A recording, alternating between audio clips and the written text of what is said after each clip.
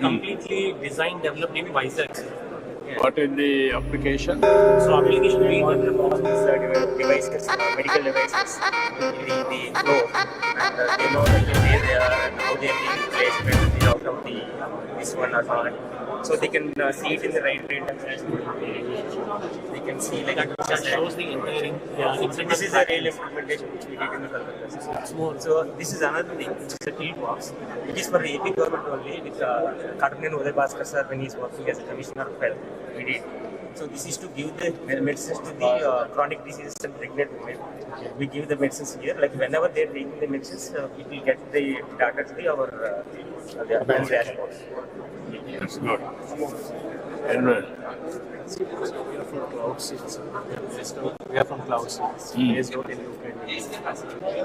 We have our solutions related to AI and smart cities and disabilities, which we use AGI frameworks for the data security, AI privacy, AI security models is our primary.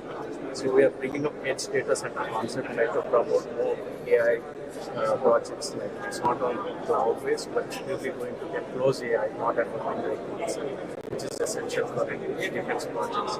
We are also working with the militaries and other projects. So this, which will enable the round-the-clock security surveillance solutions, which can be detected through CCTV. And we do have a center of excellence in programs. Okay, that's good.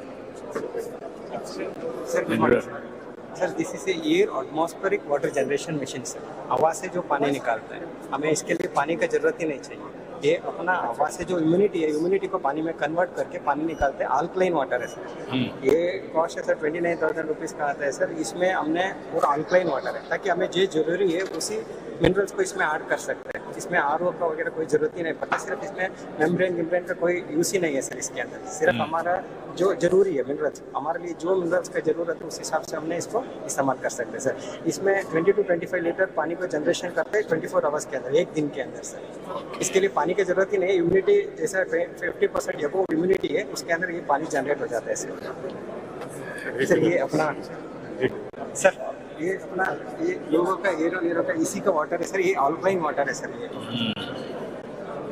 Yes sir Very nice. Yes sir Excellent. Yes sir See there. Sir one last Thank you. Thank you. yes sir thank you very much sir Thank you. Next is some snaps. Sir, you have seen products. This is a surveillance tool, particularly for climate and health. My colleague will quickly explain, sir. Yes, you can. This is a clear precision action towards climate and health. What we are trying to do is an approach where we bring in climate and health data together. We are building an early warning system. So we have two ways which we do it. One is we look at the state's data itself. It's triangular information that is available. We have our GIS layers which we have built using ML algorithms and so on. We layer that data on top of it and understand how climate is affecting various pockets and so on. We also supplement this with various tools that we have, like based for the surveillance. Women-based surveillance, which is an ML-based tool which looks at media articles in various native languages. We have done this in India and other countries such as Philippines as well. We have a dashboard which we have tried with Andrapradesh in Andhra Pradesh as well, so which you have time you can see. Okay. Good morning, sir. Sir, I am Vinodna, Assistant Collector Anantapuram. The Swasti team had come to Anantapuram and this is a project they have done, sir. We have all together done. So this is for running for us, sir. So we have the climate data and the health related data, whichever we could gather from the team. And they have just correlated whatever. This is an interactive dashboard where you can just click onto all these things and understand like what are the different things here.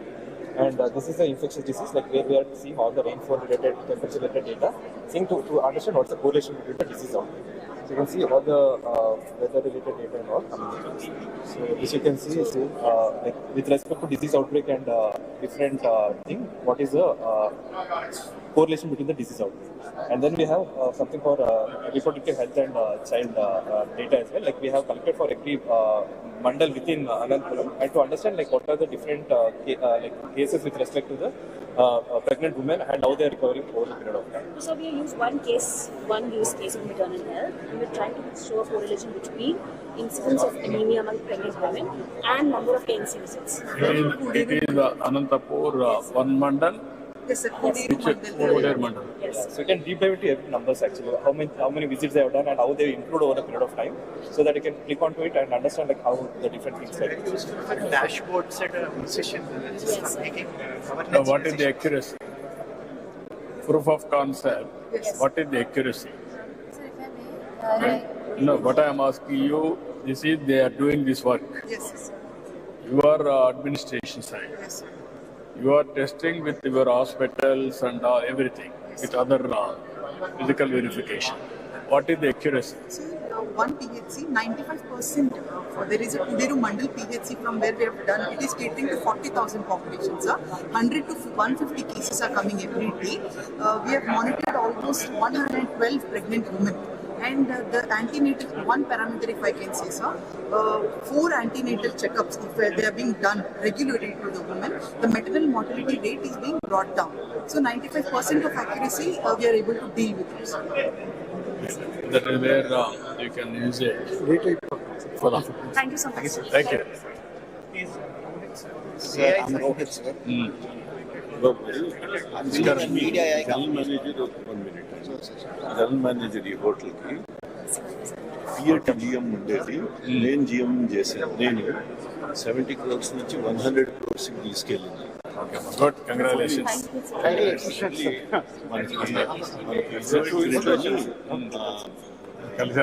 GS చేస్తున్నాడు మనకి. Thank you much. Excellent.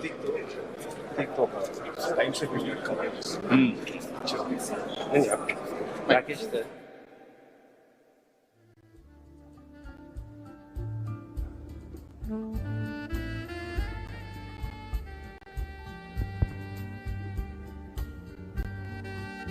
Ladies and gentlemen, Honorable Chief Minister will be entering the auditorium in the next 1 minute. Request all of you to give him a very warm welcome.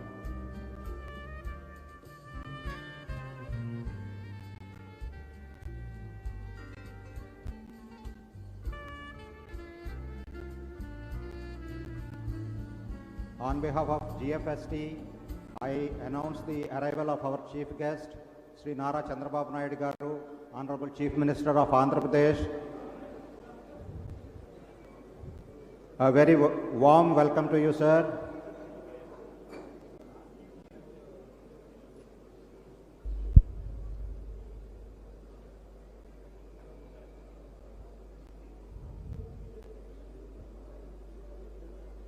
Ladies and gentlemen, Honorable Chief Minister is inside the auditorium. I request all of you to give him a warm welcome.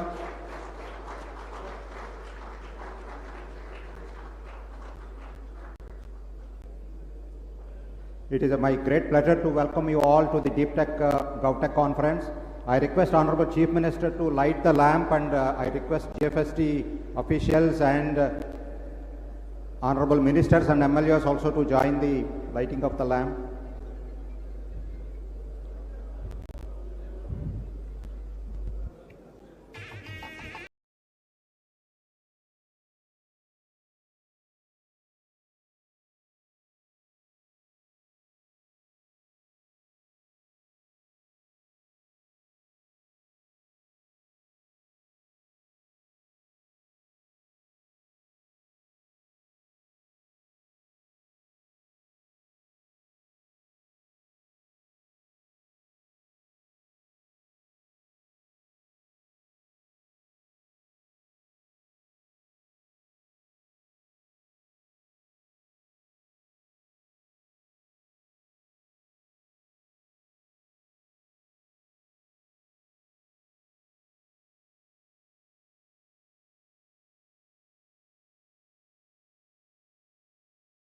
Occupy the dais, and I request Sri Thakkar sir, Kutumbarao Garu, and Chief Secretary Nirab Kumar Prasad sir to take their respective seats on the dais.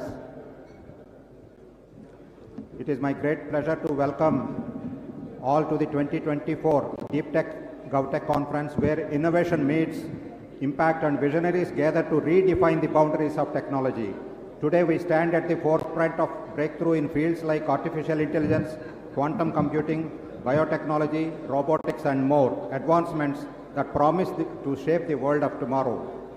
The Deep Tech GovTech Conclave 2024 marks a key milestone in this journey, bringing together global innovators, thought leaders, startups, and policymakers to lay the foundation for a thriving deep tech innovation ecosystem in Andhra Pradesh. I request all the delegates to be seated, please.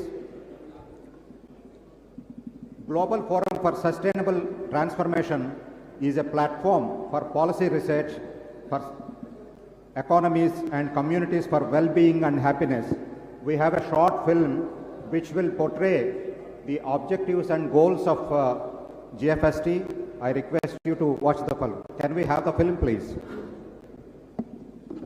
Welcome to the Global Forum for Sustainable Transformation, GFST, a non-profit think tank that drives progress and innovation.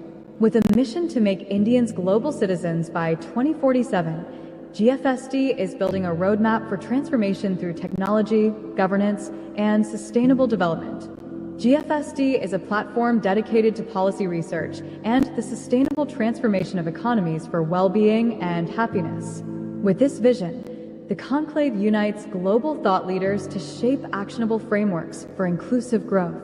As chief patron, Sri Nara Chandra Babu Naidu highlights the critical role of inclusive policies in empowering women to break barriers, assume leadership roles, and contribute dynamically to their communities. As Mr. Naidu says, at the end of the day, policy and politics are meant to do good to the society. Join us in building a brighter, more equitable future. GFST envisions change through its centers of excellence. The Center for GovTech aims to redefine governance using AI, IoT, and blockchain to deliver citizen-centric services. The Center for Emerging Technology is driving advancements in AI, quantum computing, and biotech to place India at the forefront of global innovation. The Center for Sustainability focuses on creating future-ready frameworks for renewable energy and resource management. The Center for Entrepreneurship is preparing to empower startups and MSMEs with tools and mentorship to drive economic opportunities. The Center for Economic Growth and Prosperity is working to develop strategies that will foster inclusive progress. We envision a world where economic prosperity and community well-being coexist sustainably, achieved through collaboration, equity, and adherence to the principles of sustainable development. Supported by visionary leaders, GFST is committed to building a future-ready society. We aim to bridge the gap between policy and practice through multidisciplinary collaboration, advancing research and innovative solutions that drive sustainable transformation, foster resilience, and promote inclusive growth for a harmonious and prosperous global future. Join GFST in transforming lives through technology, redefining governance, and driving sustainable growth. Together, we shape a future of innovation, creating impactful solutions for a thriving and resilient global community. Thank you. Chief Minister, sir, yesterday we had about 150 delegates attended a roundtable conducted by Tucker, sir. They are from diverse backgrounds. Today also we have a record number of 400 delegates registered for the conference from a diverse background of academia, non-governmental organizations, entrepreneurs, senior bureaucrats from across the country, students, startups, including foreign delegates from United Kingdom, Switzerland, Germany, and USA. This is a historic and unique conference by all means, where for the first time that governments and its entire administration came forward to sit along with technocrats, startups, entrepreneurs to demonstrate the power of technology. We are grateful to Honorable Chief Minister, sir, for driving this initiative and also accepting to participate in the deliberations throughout the day. Now I request our former Chief Secretary of Andhra Pradesh and Vice Chairman and Director of Global Forum for Sustainable Transformation, Sri S.P. Tucker, sir, to deliver his address.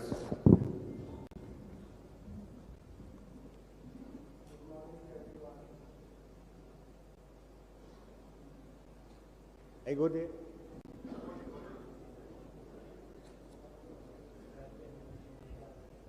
Good morning to everyone, Honorable Chief Minister, sir, members of the Cabinet, and all the experts and students here. 5 years ago, CM sir suggested that we should create a think tank because last 30 years learnings were there, which were to be shared with the world at large. So some of us came together with the CM sir and we started this organization called Global Forum for Sustainable Transformation. We've been working together for that since that time. And the journey actually starts a long time ago. I remember I was district collector in Rangareddy district, NTR was the chief minister, and Chandrababu Naidu sir were chairman of Karshak Parishad. So we adopted 3 mandals in Andhra Pradesh, and I saw Mr. Naidu sir having a mini computer in Kuppam, having the database of every family and how things are happening and working out. We took up Maheshwaram Mandal. We used to take our checkbook with us and issue all the proceedings on the spot and start working. So most of it was physical that time, and from there we started coming to here. Then in 90s, CM sir actually is the original idea he brought in about reforms in India. So 34 projects were taken up in Hyderabad, including iconic tower, including airport, including ring road, and that became the precursor of whatever is going on now in the country. Now time has come when we are talking about 2047. So Naidu sir thinks that next 23 years is the time when India will be reaching 40, 45, 50 trillion economy and will be the largest economy in the world. So Andhra has to show the way how things are going to happen. Naidu sir has always believed in Uberization of knowledge. Like now in our GFST, everyone is working in a virtual way and everyone is working pro bono. There are no charges. And today we are extending the family, so at least 200 members from here are going to work with us. We are going to start a Vizag chapter, we are starting a London chapter, we are starting a US chapter, and number of organizations are coming together to collaborate with us. So that idea that can we have our own World Economic Forum in India is now going to happen here, and all of you are welcome to be part of it. Today, we are launching a few 6 strategies here, and these are work in progress. So all of you are welcome to contribute to that, and we will be taking this agenda forward. Again, CM sir has suggested that can we do at least one conference every month or every next month. So one by the government, one by the GFST. Now this conference which is being done, government of Andhra Pradesh has been invited and they are not paying anything for it. So it is all by people like you who have come together, you are contributing in this way, the way a marriage happens. So it is like that. So GFST is growing in that kind of way and it's working out. Whatever is being presented today by the concerned officers and the ministers, the work started 75 to 90 days back. So it's not that on a conclave we come and we give lecture and we go home and we don't know what is going to happen. 5-year action plan on healthcare AI, the role of deep tech, GovTech, and one family, one entrepreneur leading to poverty eradication is being launched today. Thereafter, piloting will still go on in some areas and then formally the government will start doing this work. Next conference we are going to have Agri-Tech, maybe in Rayalaseema. Thereafter again in February we are coming, and Gujarat government is joining us in doing Blue Ocean Economy, a pet subject of the Chief Minister and the Prime Minister, Blue Ocean Economy. You will be surprised to know that our ocean spread area of Andhra Pradesh is double the size of land mass of Andhra Pradesh. And there are 11 economic activities possible worth $50 billion and 5 million jobs. European Union has done it already, and their master plan is 9 times bigger than what we are talking about. So we will be launching aquaculture, logistics and fintech, and blue ocean economy in February. Thereafter, we are going to start one of the largest startup program in India, where thousands of startups will come here. We have Chirate Fund here, which is willing to participate with GFST as well as with the government. We have number of other billionaires coming here and then started working with that. One major thing which is happening today in India is very large number of people who've been there who have achieved everything. They are starting their organizations, like we have GAME here today. 2 people, founders of GAME, are here. GAME has got a mission MOU with Maharashtra government. They are not charging anything from government. They are saying that our agenda is, can we create entrepreneurs from school onwards? Can we work with MSMEs? So they are now signing an MOU today for 1 lakh SHG members as entrepreneurs. Mr. Srini Raju also has got a similar agenda. So slowly we want, all over Andhra Pradesh, there are pilots like this which are funded by the CSR or by the people who have retired from very active life, but they want to contribute to the society. And yesterday, such a enterprising discussion. Everyone wants to work in Andhra Pradesh and they want to work along with GFST.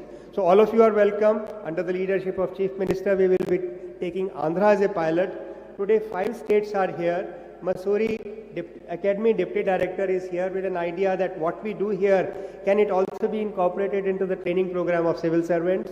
And how do we take it forward? So welcome once again and be a part of our system, and we will be creating a virtual world. Everything will be pro bono.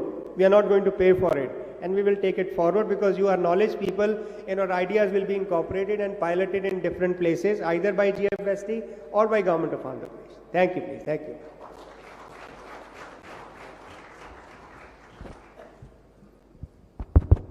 Thank you very much, Tucker sir.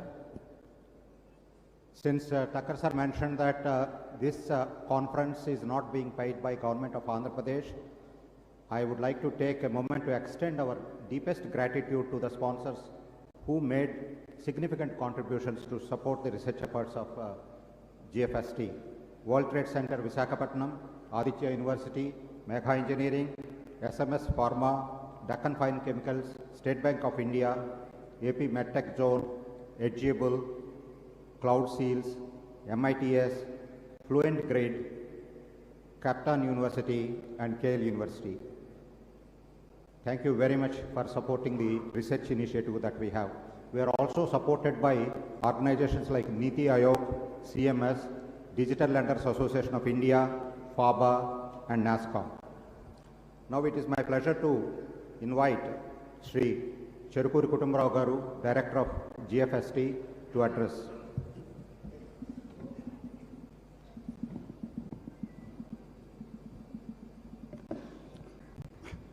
Good morning to everybody. From GFST side, I warmly welcome all the delegates here who have registered for the conclave and all the guests who have come and attending the conference also. I warmly welcome Honorable CM Garu, Chandrababu Naidu Garu, for allocating valuable time and agreeing to spend nearly a full day in the conclave.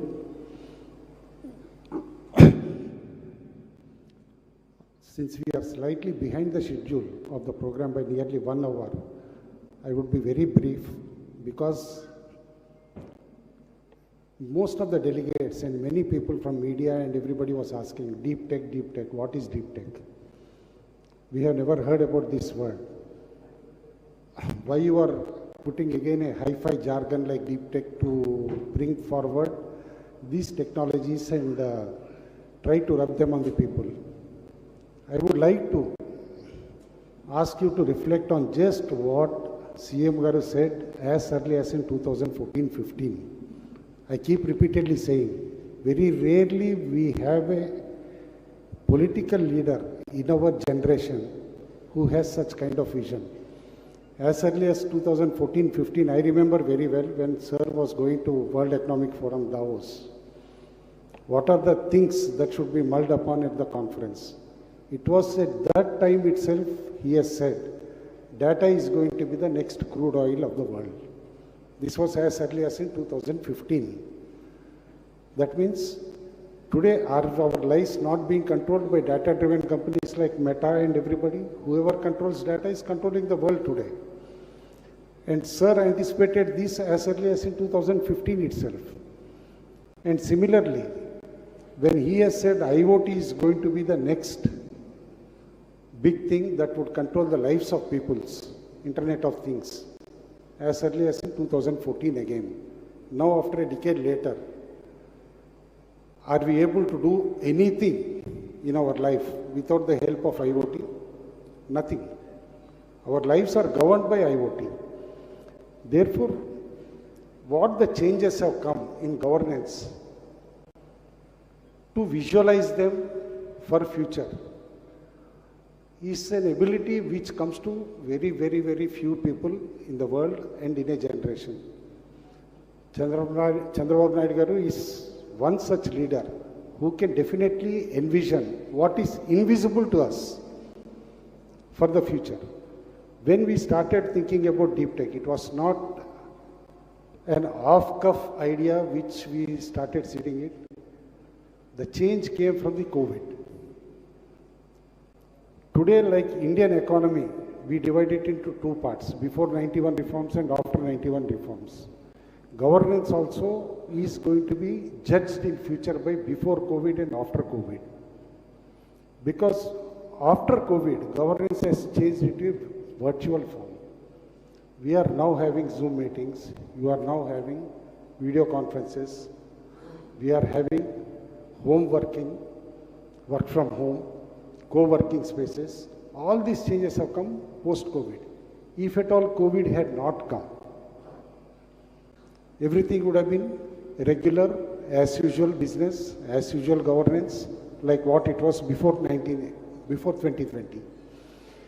The moment this pattern of governance has changed, it is left upon bureaucracy, it is left upon the political leaders to absorb these technology changes, to bring the governance closer to people, and to bring the governance closer to people and handhold them. Obviously, we need to absorb the technologies, understand them. And that's what AP government is doing as of now. That's what GFST, we are also trying to inculcate the new generation governance methods to the people. That's why the tagline also we have given for the conference is for the next era of governance. Like already you must have heard in several meetings what Honorable CM Sir has said, what's of governance. Today, anybody with a smartphone,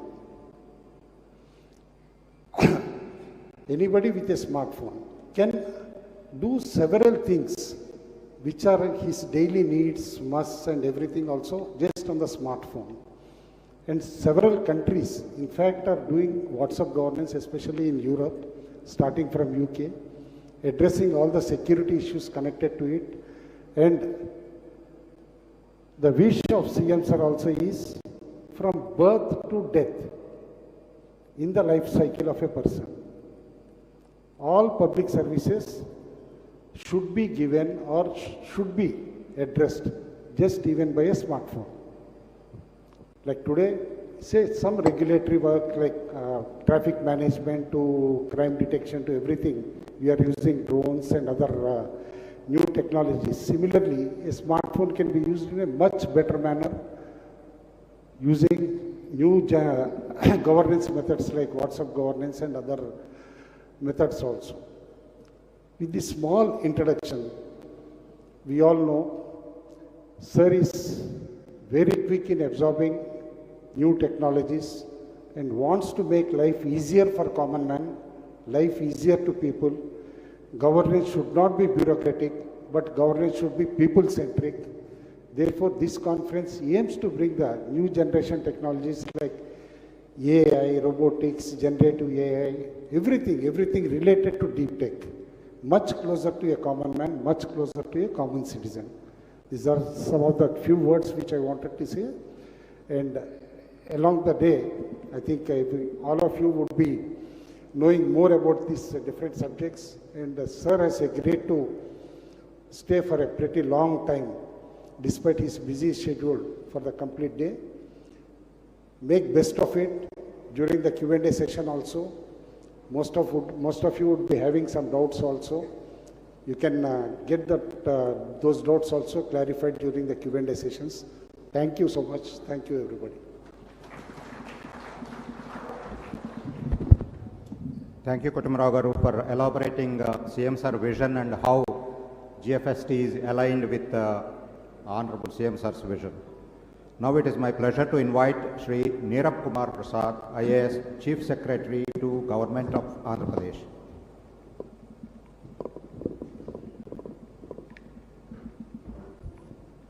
Honorable Chief Minister Sir, Kutumrao Garu, Taka Sir, Honorable Ministers, MPs, MLAs, MLCs, all the dignitaries present here, participants in this conclave.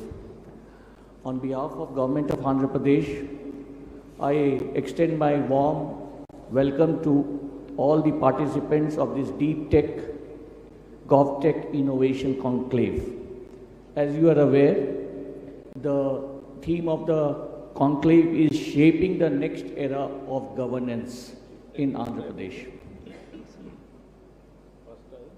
You would have seen in the last 6 months, the government of Andhra Pradesh has taken a number of steps to rebuild the economy, to take the steps to bring in good governance at the doorsteps of people. We are in the process which have been nearly finalized to come up with a Swarn Andhra 2047 vision plan under the guidance of the Honorable Chief Minister in line with the Viksit Bharat 2047 plan. We aim for about 15% growth every year. While we are doing all these development programs, one major change which we intend bringing out in governance is to make the governance not only the result oriented but also using the deep technology in the whole process of governance and going for a total process re-engineering. We are not only committed to bringing in IT-enabled services, we are looking forward to artificial intelligence, machine learning, all of that which we couple up as consolidated as we are committed to a deep tech-enabled governance. Already we have taken a number of steps in this direction. We are going for a citizen database which is totally service-oriented, which provides us information, which provides us data in a very, very data-secure manner for delivering citizen services from birth to death. We want to provide each and every wing of government administration in a deep tech-enabled services model. Sir, we had a detailed interaction with a lot of entrepreneurs, think tanks yesterday, and one of the issues which we came across was about the startups. I think a few words for the startups. The government of Andhra Pradesh is committed to facilitate the startup ecosystem totally with helping them identify the use cases, facilitate the proof of concept in the state of Andhra Pradesh, and also set up a certification or an authentication system led by the academia in setting up a very good certification system, which will help all the startups to develop in an integrated manner with a full validation process. I once again welcome you all for this gathering on behalf of Government of Andhra Pradesh, and Government of Andhra Pradesh is deeply appreciative of the GFST for organizing this conference, and we will work together for many other conclaves together. I also extend my thanks to all the participating other states and the LBS Academy and the NITI Aayog, which have sent participants here for inputs as well as taking our thought process further ahead. Thank you all, and once again, welcome to you all. Thank you very much, sir, for giving insights into how government is adopting these new technologies and delivering citizen-centric services. Ladies and gentlemen, it is an extraordinary honor to welcome a legendary leader, a trailblazer, whose vision and determination have redefined governance for the digital age. Honorable Chief Minister is a leader of unparalleled foresight, has truly transformed the fabric of our state by placing information technology at the very heart of governance. In an era marked by rapid technological advancements, CM Sir has recognized early on the immense potential of IT, not just as a tool for convenience, but as a transformative force to empower citizens, streamline governance, and drive socio-economic progress. What makes CM Sir's leadership truly exceptional is the human-centered approach to technology. While the focus has been on modernizing systems, the ultimate goal has always been to uplift the lives of common people, ensuring that no one is left behind this digital revolution. Ladies and gentlemen, please join me in giving me a warm and resounding welcome to our beloved Chief Minister, the visionary leader who is shaping the bright future for us all. Over to you, sir.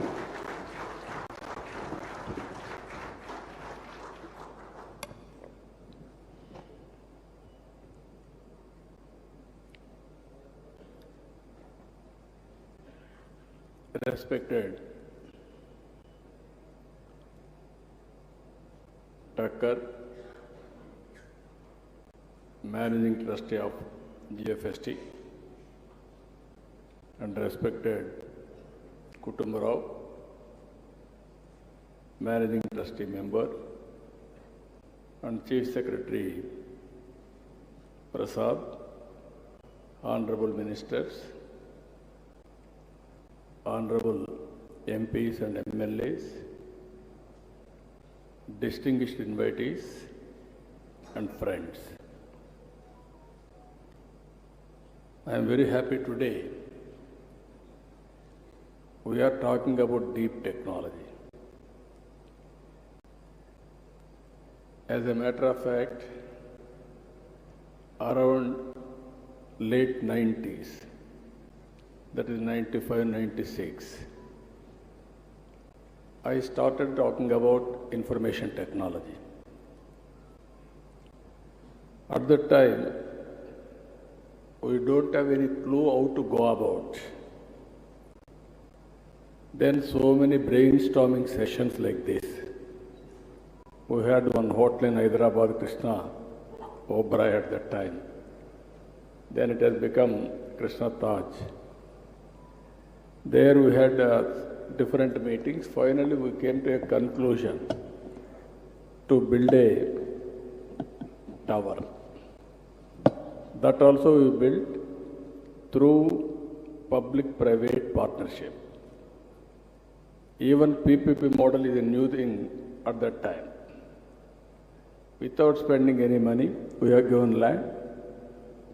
L&T came forward. They built first tower, that is high-tech city. Even today, anybody will talk about information technology, they will mention only, they will show only high-tech tower in Hyderabad. That is the beginning. We built excellent tower, but what to do? Then to bring companies, I went to America for 14 days, 15 days, company to company, all corporate giants, I met them. I told them, excellent delegation along with me, we are able to convince everybody the strength of India in information technology. Then we thought, people are coming to start operation, but how to go about resources, human resources.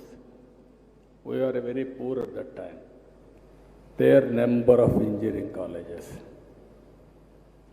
In Rangareddy district today, there are no high schools at that time, maximum 20 high schools like that, total district.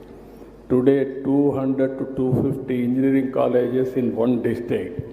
That is how we started information technology. Microsoft, you know that story.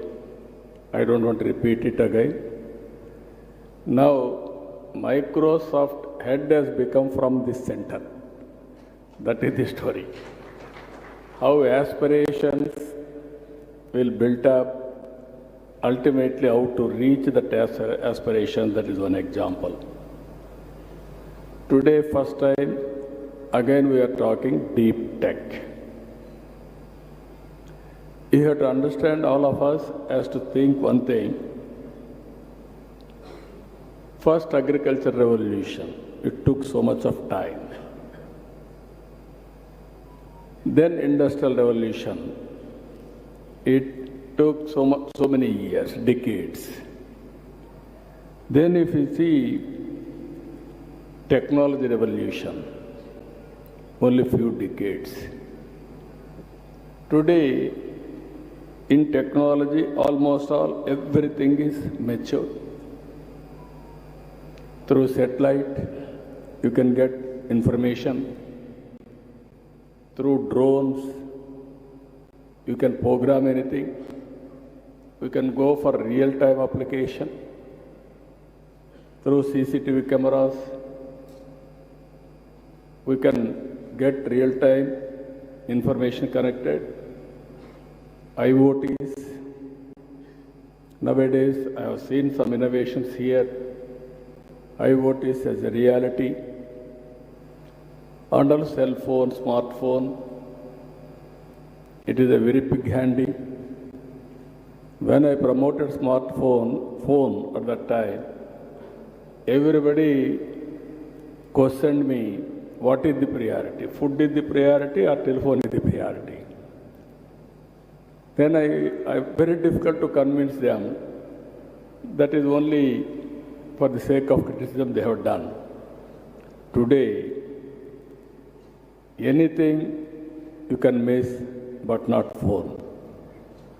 Here are people, everybody is having a cell phone, not only you, even those who are working in the field, they are also busy to watch the information real time and acting real time. That is how things are happening. So with all these things, what I wanted to emphasize here, technology is the part of our life.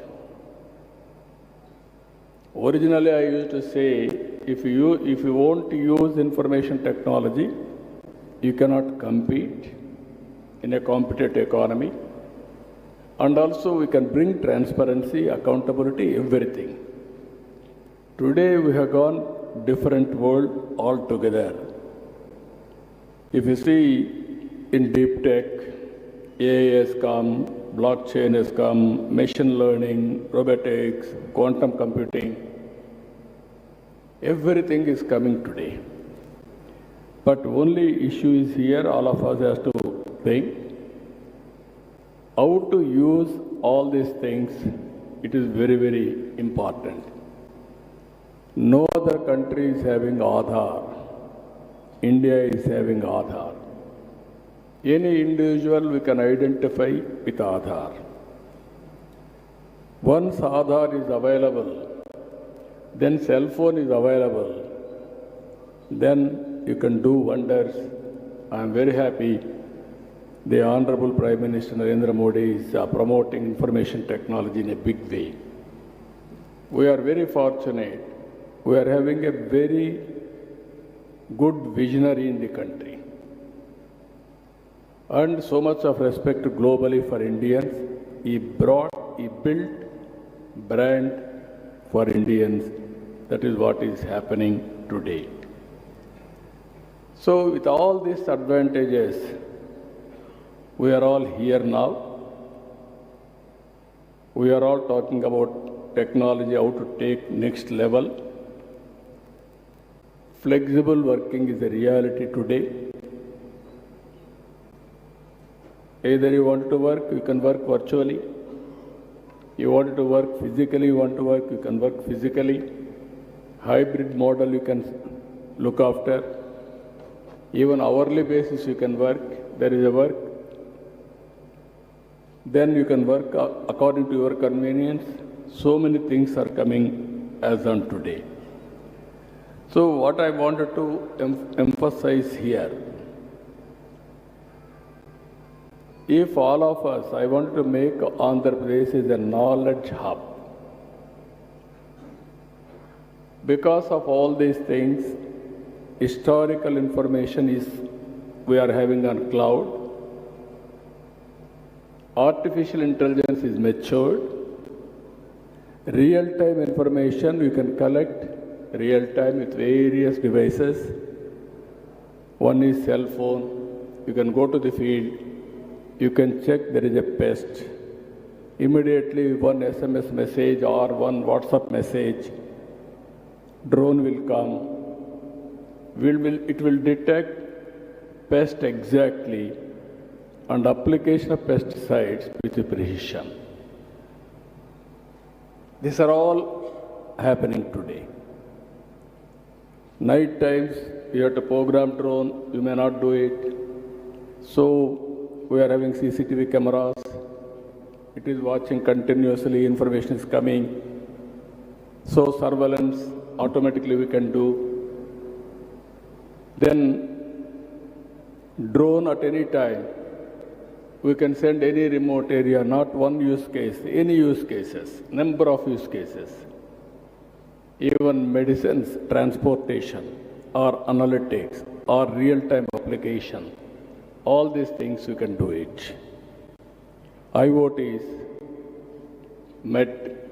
medical devices are coming today, I am seeing. Not one application.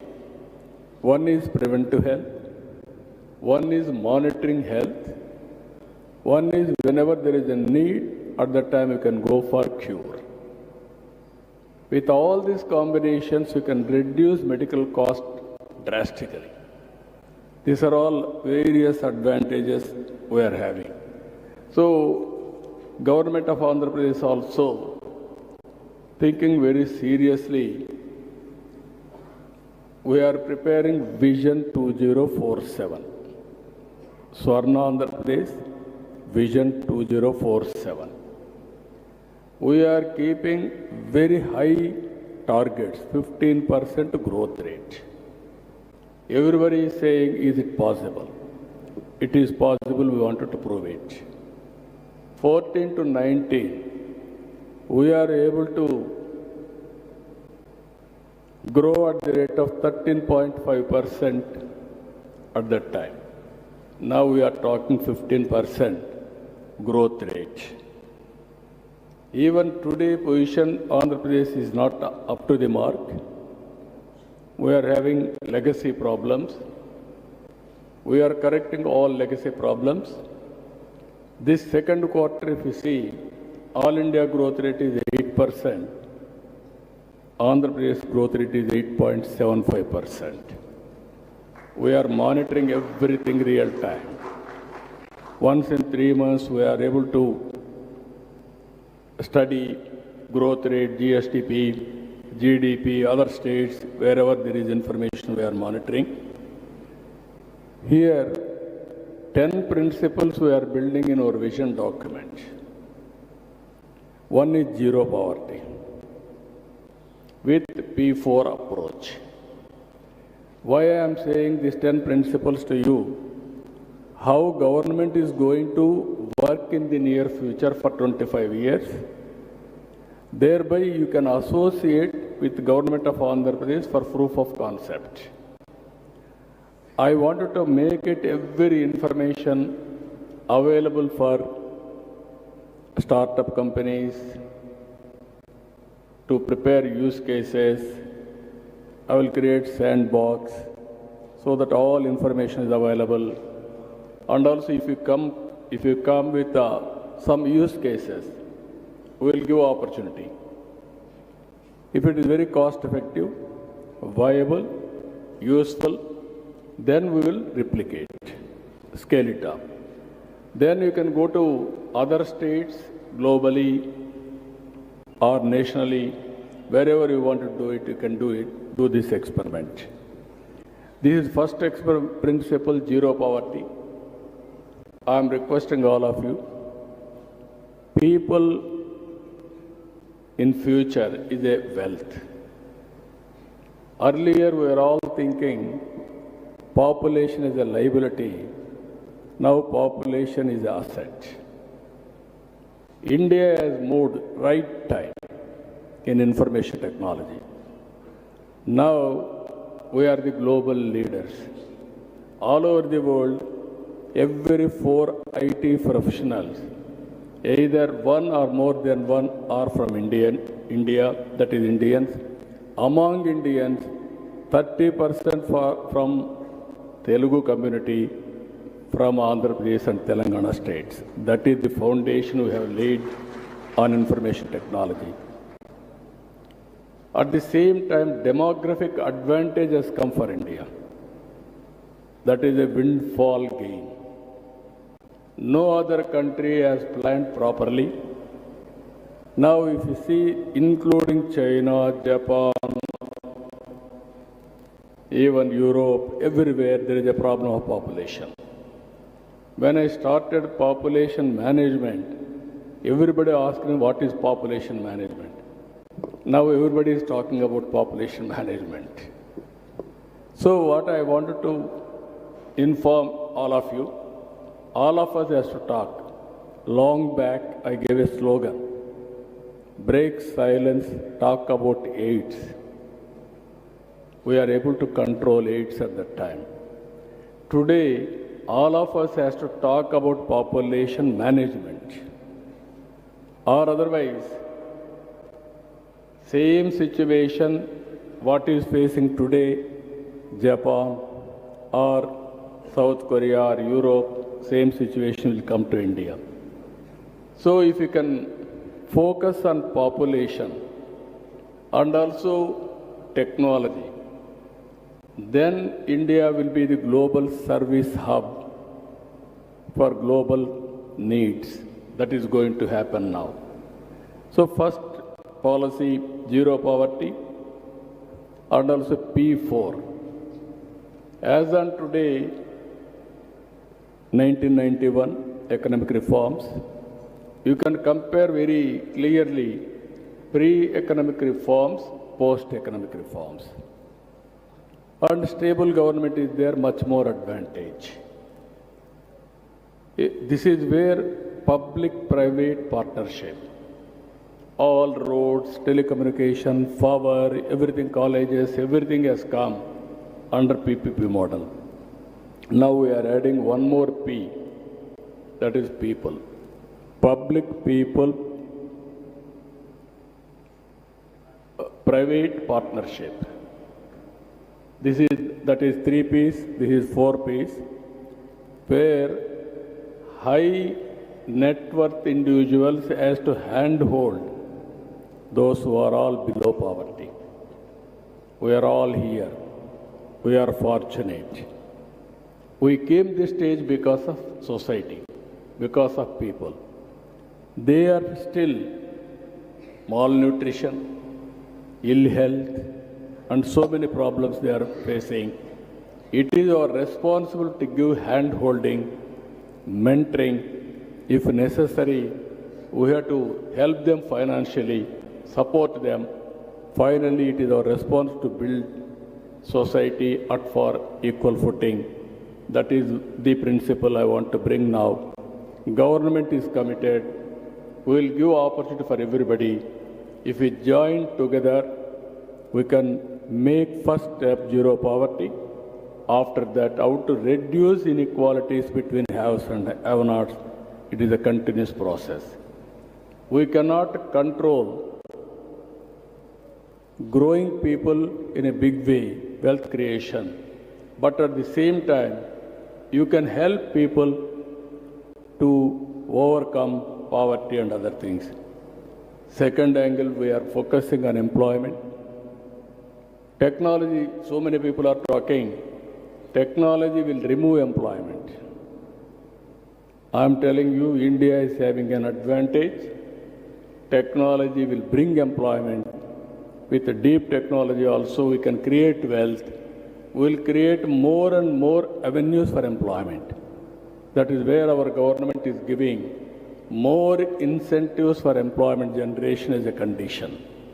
That is where we want to make Andhra Pradesh as a global hub, virtual, physical working also. Either GCCs, co-working space, work from home, workstations creation. There we want to give more and more incentives to create employment apart from industrialization and services and also tourism in a big way. Then ultimately skilling, upskilling, it is a continuous process on human resource development. We wanted to bring all education institutions globally or nationally, which are all predominant. Visakhapatnam will be the future city for knowledge economy. It will be a hub. We want to make it. This is one of the best cities in all aspects. This is where, and also first state in the country, we are enumerating skill census. If we do skill census, every person, what are all the skills required for local activity, national activity or global activity, we can build them. Ultimately, not working hard, how to work smart. This is very, very important. This is where we are thinking. Even I am giving more incentives for those who are promoting more skills in Andhra Pradesh, and also high-skilled resources how to build. We are working in that direction. Water security, fourth principle. Water is very, very, very important. Linking of rivers. We wanted to make Andhra Pradesh 100% water security for drinking, and also agriculture and industry. We are very fortunate in South India, Godavari and Krishna and other rivers. If we link all rivers, every acre of land we can give water. In agriculture, I am asking all of you, Andhra Pradesh is well positioned. It will be global hub for food supply, either aquaculture, horticulture, even food grains, even spices, even our Araku coffee, one of the best coffee in the world. And also we are working in a big way, natural farming, zero budget natural farming. As on today, nowhere in the world this experiment is going on in a big scale. Now we are doing zero budget natural farming. If you can work solution in that, even technology can be applicable in zero budget natural farming. Now everything, pesticides, how to spray with precision, and also fertilizer, chemical fertilizer also how to spray through drone. Even natural farming, what are all the pesticides, pest how to control, even fertilizers in natural farming, how to spray with drone. All these things we can work in a big way. Ultimately, agriculture is one sector. We have to reform, we have to revolutionize. If we can come with proper use cases, we want to adopt all these cases. And also, another thing, logistics. Our roads are not up to the mark. We are having so much of advantage. We are having nearly 1,000 kilometers sea coast, that on east coast. Future is for sea cargo, that is where we are working. One is ports, airports, roads, and also inland waterways, and logistics, how to change. As on today, India logistics cost is 14%, whereas global logistics cost is 8%. You come with proper proposals, we are prepared to work with you, how to reduce the cost of logistics cost. Just now one presentation, they brought it.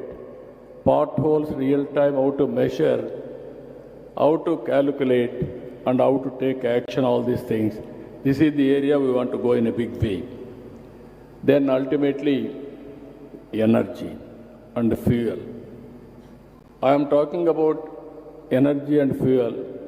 Even on Mr. Murali, as rightly mentioned, I brought power sector reforms in 1998.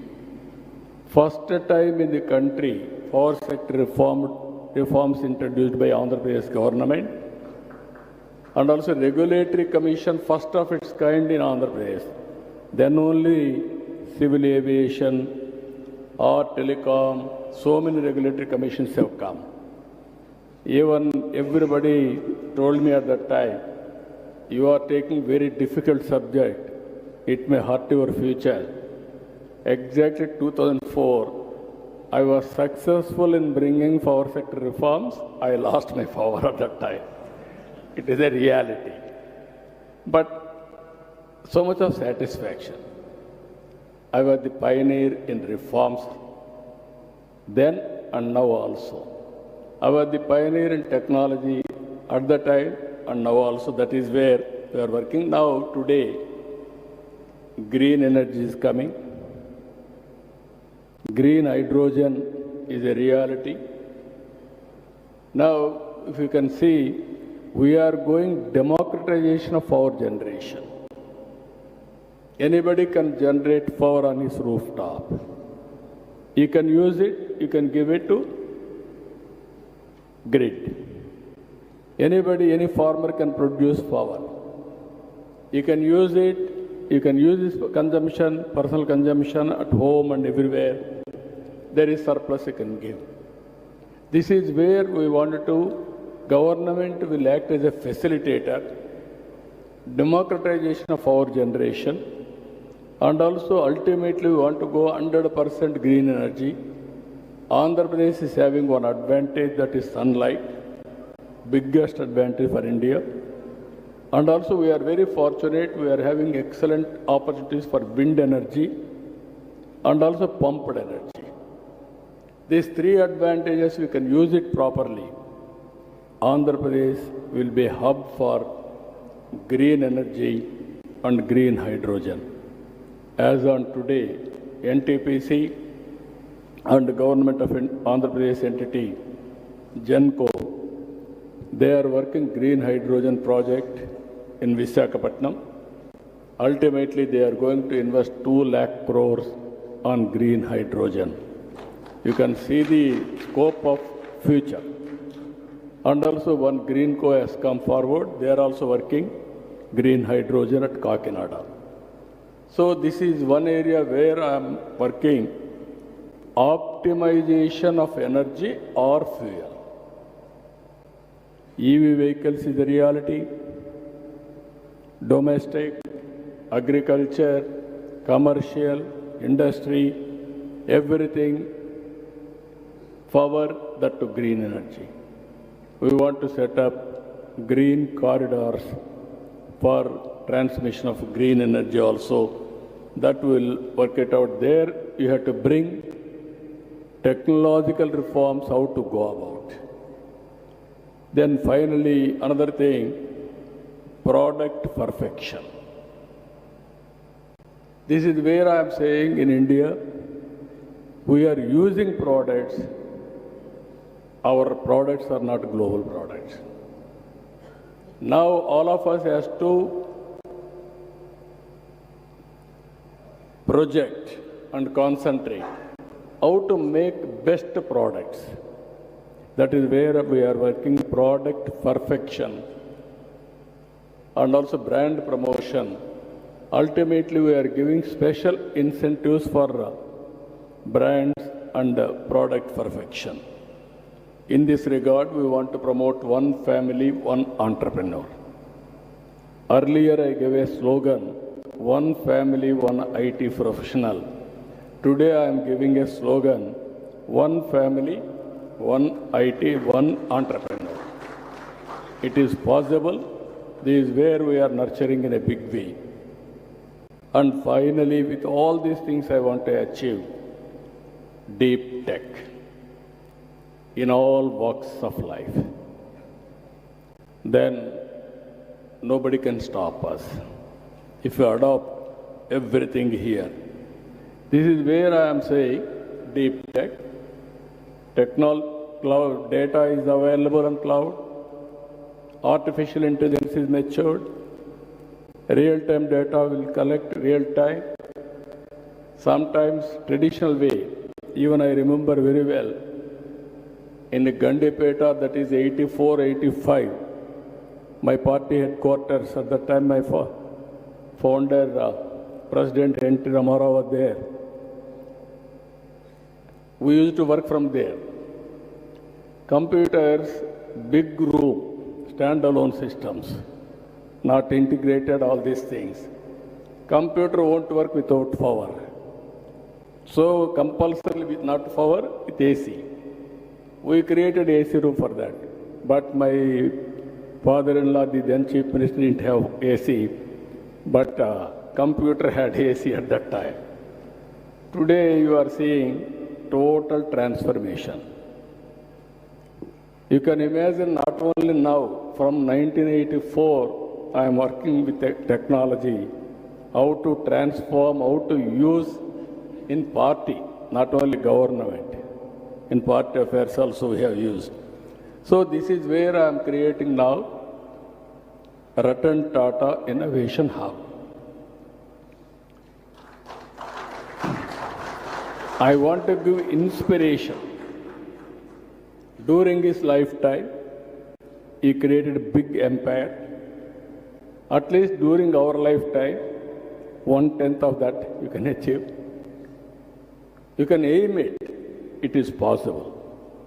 But today, environment, I am telling you, technology has become a big handy for everybody. Earlier, people used to talk about digital literacy and also so many approaches. Now, all these things are available. In this conference, what I wanted to propose, every 3 months once, we will talk about, we will have one exhibition on deep technology. Andhra Pradesh will give you all the information on sandbox. You can go through. Imagination sky is the limit. You come with use cases. We are prepared to implement with total spirit. It is cost effective, it is useful, and also it will be advantage for the society. I am assuring you, we will implement in total. Finally, we will give you proof of concept. Then you can scale it up nationally, internationally. That is your leadership quality. That is how I want to promote this technology in a competitive world. For this, all academicians, universities has to join. IT professionals has to join in this experiment. And also companies has to join. One is commercial enterprises you have to promote, and also social enterprising also you have to promote in a big way. That is where it will be beneficial, it will be sustainable. So I am very happy. I started this exercise. I am a student today. I am listening everything from you. One day I am spending only to listen from you, what all you say, then which are all relevant for my government, for the common man, betterment of their life standards. I am prepared to implement immediately. That is the purpose I am spending. I am earmarking complete day to listen from you. You also come back how to create that ecosystem. If you see today, Hyderabad ecosystem is very, very powerful. Starting with IT, going further with BT, again pharma, again finance, insurance regulatory authority, headquarters was in Delhi. I was able to shift from Delhi to Hyderabad. Only one reason. Nobody was willing there in Delhi to give land for campus. I am prepared to give land. I offered. At that time, the chairman from Tamil Nadu, he was also willing, Rangachari. Then immediately it has come to Hyderabad. Now that is the financial district. At that time, one example I am telling you, Pharma Export Council. They wanted to get 5 crores as money to run their operations. They went to Maharashtra government because at that time pharma means Maharashtra. They refused, they didn't bother. They asked me one meeting like this. Immediately I said, I am giving 5 crores, you come and set up your export council. That is how pharma has become very, very big in Andhra Pradesh. ISB, that is another story. Others had put so many conditions. I told them, no condition, you come and set up. Today, ISB has come to Hyderabad. This is where we are building. Now I want to tell you very clearly, Andhra Pradesh, every part of Andhra Pradesh, I want to make it an innovation hub. Every family, I want to promote one entrepreneur. That is my dream. I am confident I will do it. Either micro or small or medium or big enterprise. It is all leadership qualities. So this is the beginning. I am very happy you are all here. I am here to extend all the cooperation for you. It is for win-win situation. I really appreciate our Takkar. He worked with me as collector, then chief secretary, then GSFT. This is also, if you see, Global Forum for Sustainable Transformation. It is not a big organization. It is only a non-profit think tank body. We don't have any big resources at the time. I was the founder.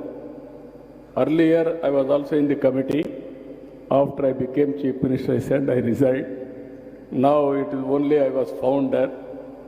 Always we used to promote this type of institutions. Even Nandi Foundation was my brainchild. Now it is one of the best NGO in the country. This type of organizations we have to promote, nurture, take to the next level. It will be useful for the society. They are doing very good work. Knowledge is available on cloud everywhere. Technology is available. How to Uberize all these things for social entrepreneurs or corporate entrepreneurs. That is the idea of this organization. Thereby, how to help governments also best practices. Even Niti Aayog is working. Some more NGOs are working. Some NGOs are working with materialistic serving, financial support. Some NGOs are working with ideas. This is mainly how to bring new ideas for overall betterment of the society. I am very happy. First meeting, recently Hyderabad also they had a meeting. Same subject on deep technology. This is the second meeting. Now they will be the pioneers in India to promote deep tech. I am proud of them. I really appreciate Tucker and his team. I wish all the best for them also. With this, today so many subjects we are having. We will interact all subjects. Finally, what all I am promising you, what all I learned, I will implement in my government very sincerely. With this, I am thanking all of you. Thank you, one and all.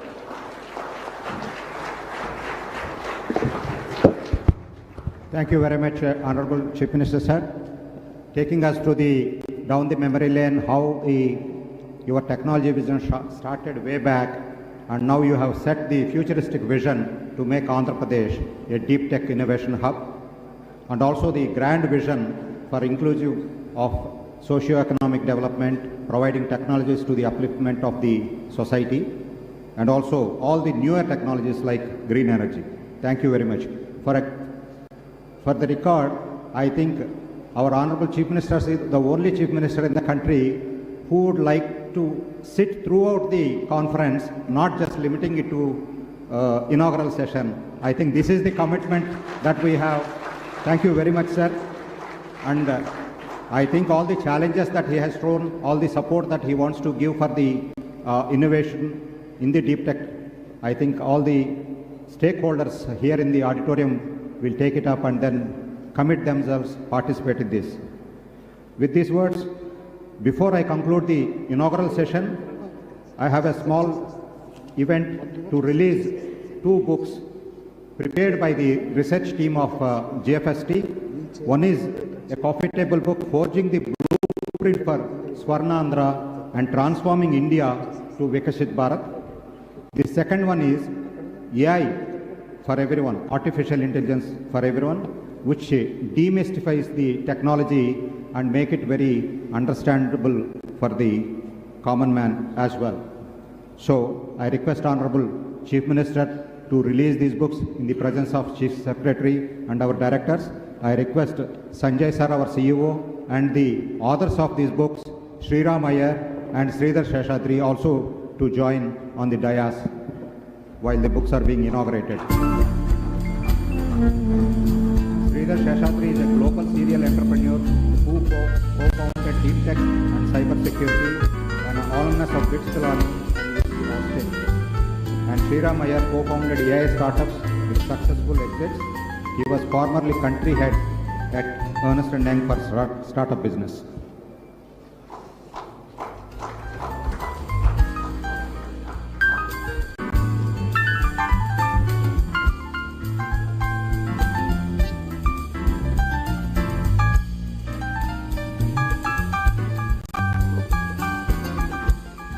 So in record time, our GFST team did the research and then provided this book. These books will be available on GFST website. Please visit and download and go through the statistics and the data and the insights that it provides.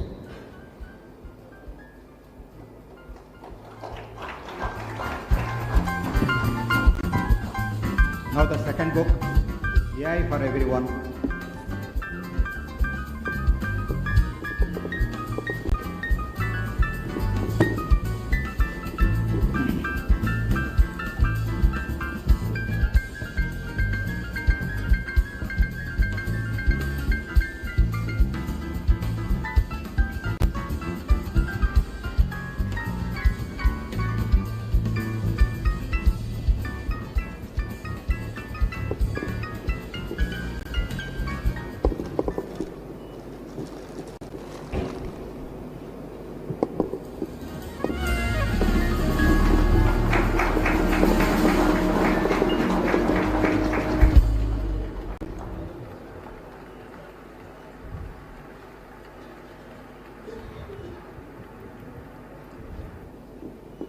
Thank you very much, sir.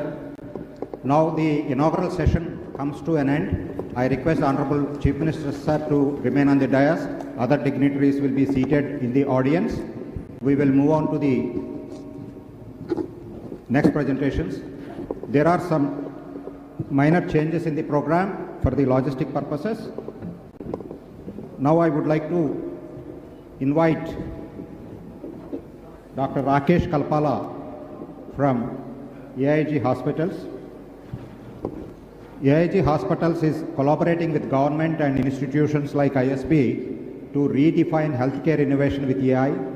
To talk more about this, I invite Dr. Rajesh Kalpala from AIG Hospitals. Subsequent to his presentation, he will be joined by Dr. Pratik Sharma from American Society of Gastrointestinal Endoscopy. Over to you, sir. Thank you, everyone. Honorable Chief Minister Garu, Nara Chandrababu Naidu Garu, and all the dignitaries off the stage, of course, no, but on the stage as well. So without wasting time, what I will do in the next 15 minutes is I would call upon, it's an honor and privilege for me to call upon Dr. Pratik Sharma. He is the President of American Society of Gastrointestinal Endoscopy and also the Chair of Artificial Intelligence in the US. So he will be delivering a talk on AI in healthcare. Subsequently, we'll just showcase what we are and what we are going to do and envisage with the government of Andhra Pradesh and other stakeholders. So I would invite Dr. Pratik Sharma onto the stage to deliver his talk, followed by a 5-minute presentation by me on what we are doing. Pratik, over to you, please.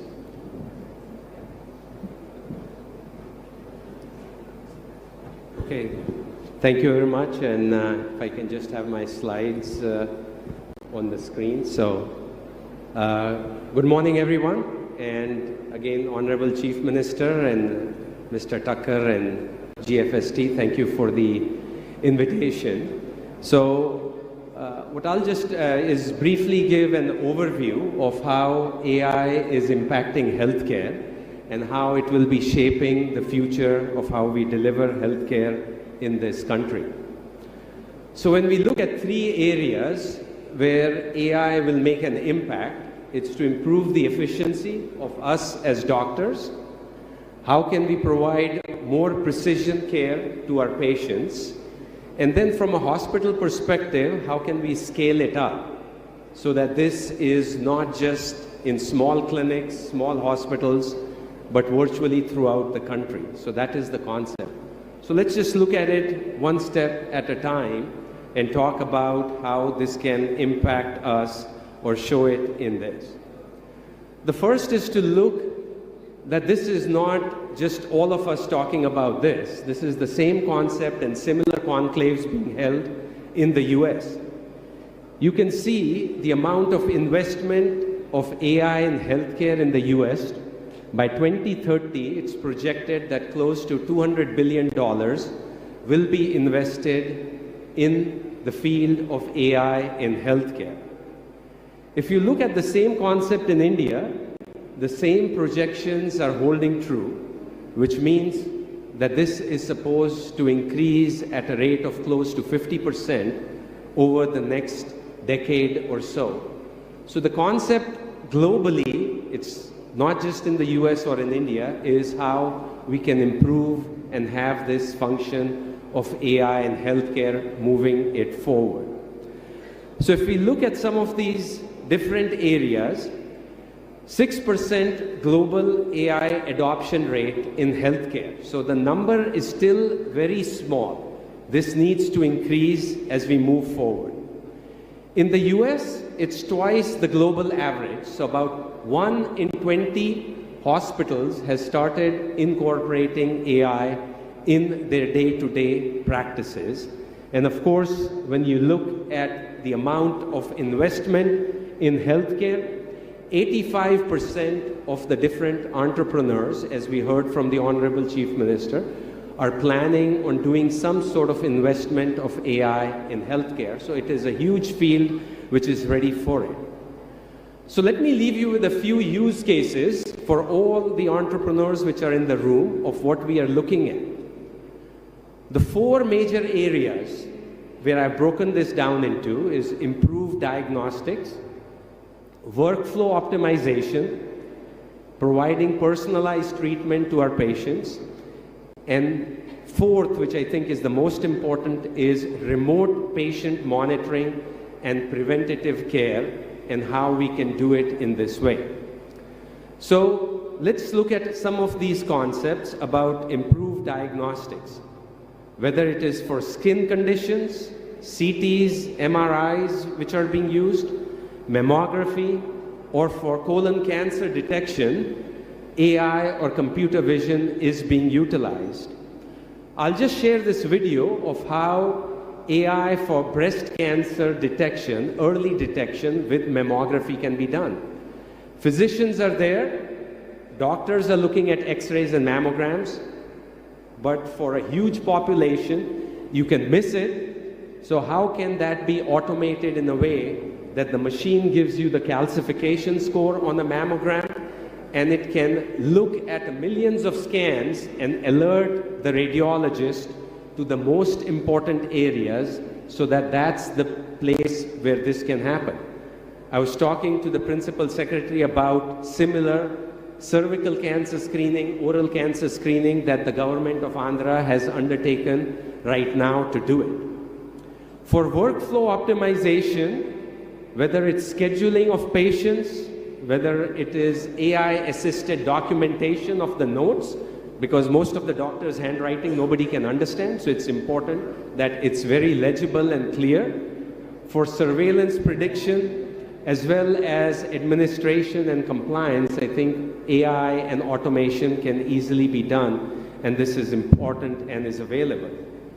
These chatbots can be there. As doctors in India, everybody gets these phone calls. Why can't we automate this process in which anybody from rural Andhra can get on their smartphone and fix an appointment with the specialist that they want? Here I'm talking about the social security number in the US, but it can be the Aadhaar card number, so that you know that you're talking about the right patient for the right diagnosis with the right doctor who is there, and saying that this is the appointment which is available, are you willing to take that, so that the patient does not have to be on the phone for half an hour with some scheduling who does not know as to what the next step in this is. Personalized treatments. This is a company in the US in which they have their own signature, genetic signature, for all the cancers which are listed there.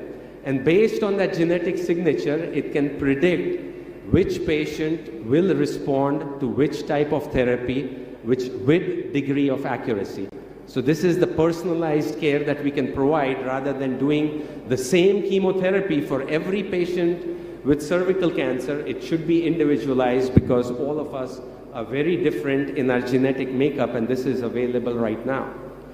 Finally, I think what is critical is this type of AI-driven remote care. So the doctor does not have to be there in front of the patient all the time. With smartphones, with iPads, computers, this can happen remotely. The patient's weight can be checked, the blood pressure can be checked by instructions which are given by the computer to the patient remotely from thousands of kilometers away.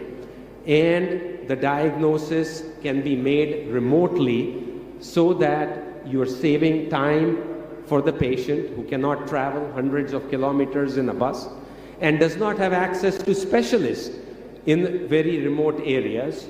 So this can be done very remotely and is available right now for us to be able to implement in all of these areas. So AI-driven remote healthcare is also available.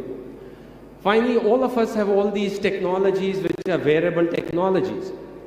There are small sensors which you can wear, and the amount of sweat going into that sensor can predict whether you are due for a flare of your inflammatory bowel disease, or whether your blood glucose is going to be higher in the next 6 hours or not. So we have this whole IoTs which are available, which should be linked with healthcare right now. And of course, this will have a major impact on efficiency and cost savings. It will generate more revenue, just as we heard, rather than cost more in the short run, but it will be revenue growth. And finally, we have to keep the patient at the center of all of this. This is not about us as doctors or about you as entrepreneurs. This is all about providing for the patient who is at the center of this.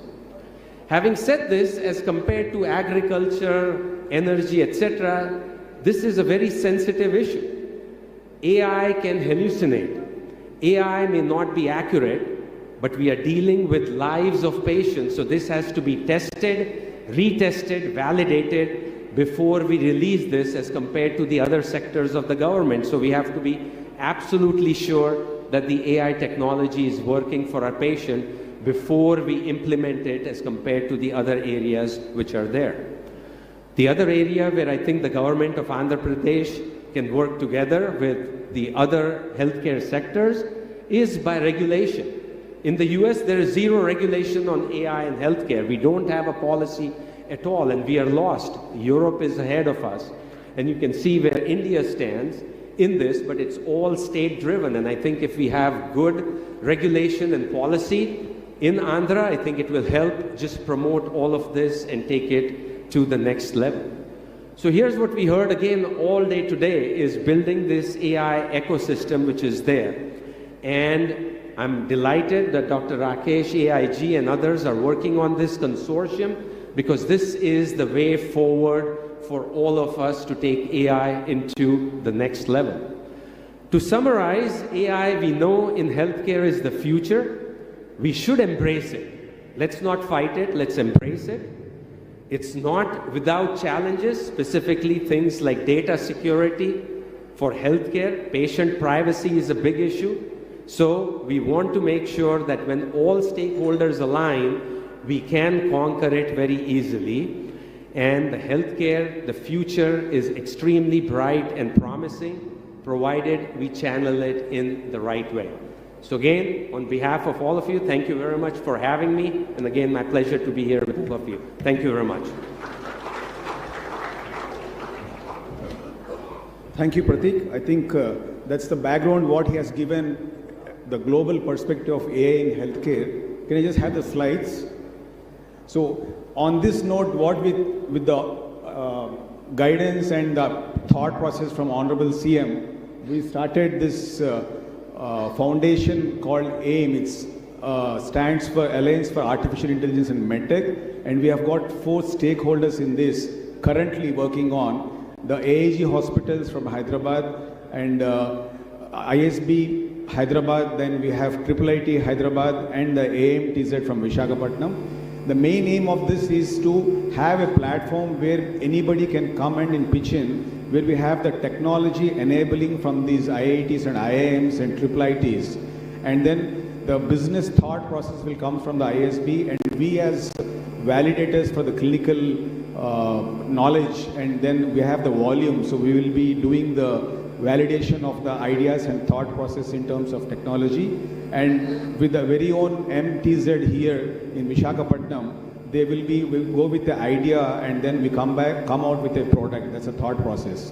And on this note, in fact, the government of Andhra Pradesh, I have seen pan-India, most of the EMR and EHR data, and I think the best state as of now in terms of data capture is government of Andhra Pradesh. We have to give a big round of applause to all the bureaucrats, officers, and the government of Andhra Pradesh. And on that note, we started working on this, and with this consortium being formed, the first thing what we have done is we started a mother and child healthcare app to be developed after understanding the ecosystem. So can I have that slide? What's happening is we have the robust ecosystem, but there is some missing link in between the ANMs, ASHAs, and the command control. So on that note, we just started working on an app called Janani Mitra app. It's a purely app based for mothers. It's not for any of the other ANM or ASHAs.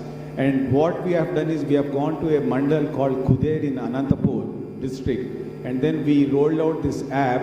And can I just have the slides of that so that we'll just show in brief in 2 minutes without wasting much time what is being done. Okay, so I think they are playing the slides after my talk anyway, no problem. So that is what the flywheel, what we have invented, and these are the initiatives what government of Andhra Pradesh already have on robust maternal and postpartum healthcare and so on and so forth captured. And the only challenges is, as I told you, the missing link between the mother as the end user versus the other paraphernalia. So on this note, the app, what we have done, can you just show? So this is the app called the Janani Mitra app, which is a smart companion to the mother, where you have some SOS alerts also. The beauty of this app is that it's got a food scanner. Can you just show that, the next slide?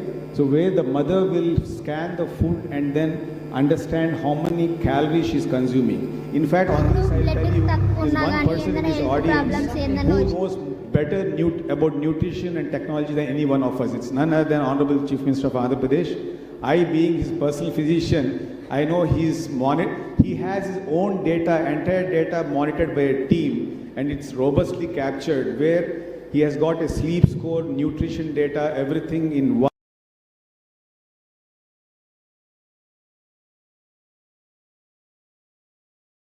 And every minute it is captured and it is analyzed about the metabolic score. So on that note, this is the app, and I'll just give you a brief of what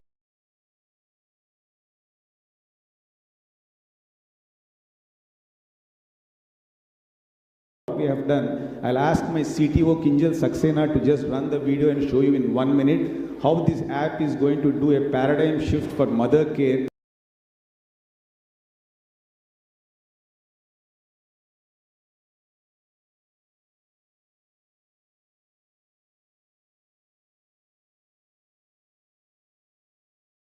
In the state of Andhra Pradesh. Kinjal? Can you just show them the app? Thank you, Dr. Rakesh. Honorable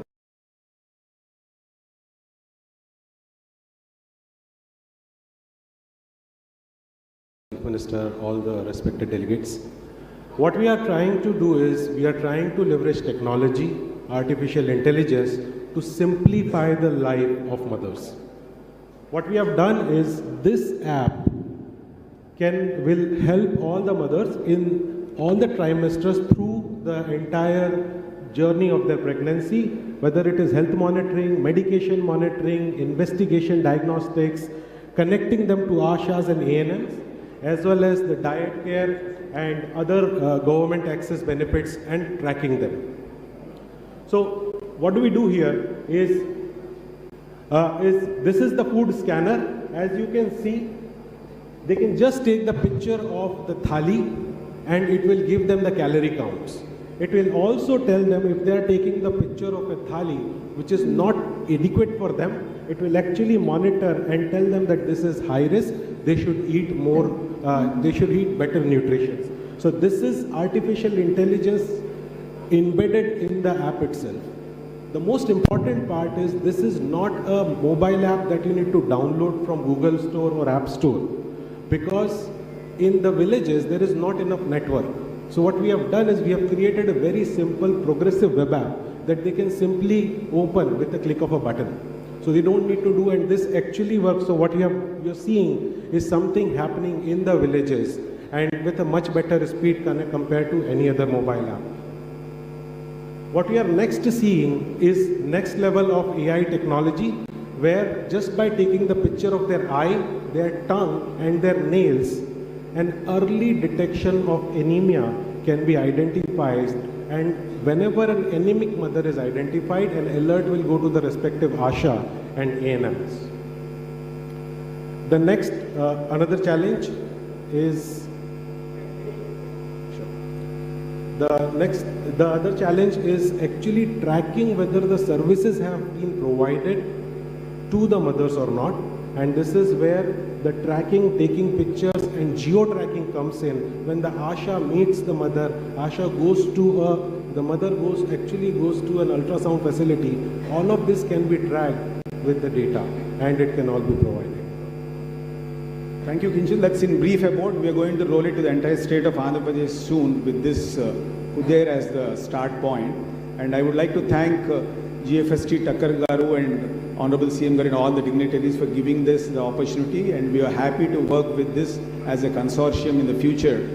And then whatever best we can do in enabling technology, we will do. And then I again thank all of you for giving us the opportunity. Thank you very much.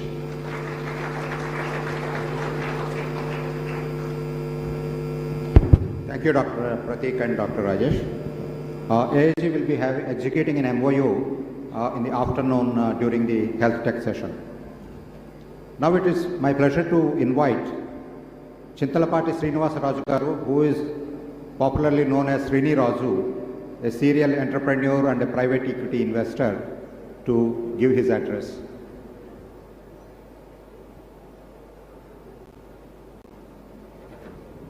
Can I request Srini Raju Garu if he is in the auditorium? Okay. Then we will move on to the main panel discussions. The first session is on deep tech, which is positioning Andhra Pradesh as a global leader in innovation and disruption. Before the session begins, we have kept a keynote address by Mr. Rajesh Dudu, who is partner, Emerging Tech, PwC.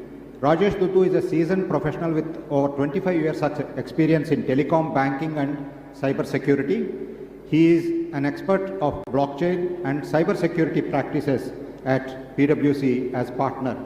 He was also driving innovation and digital transformation at TechM as top management leader. He is a global name in the deep tech and has great reputation in deep tech world. So what GFST requested Mr. Rajesh to speak on, the Chief Minister's favorite theme, one family, one entrepreneur, a vision for 2030. So I will not get into the bullet points. I give it to Rajesh to deliver his keynote address.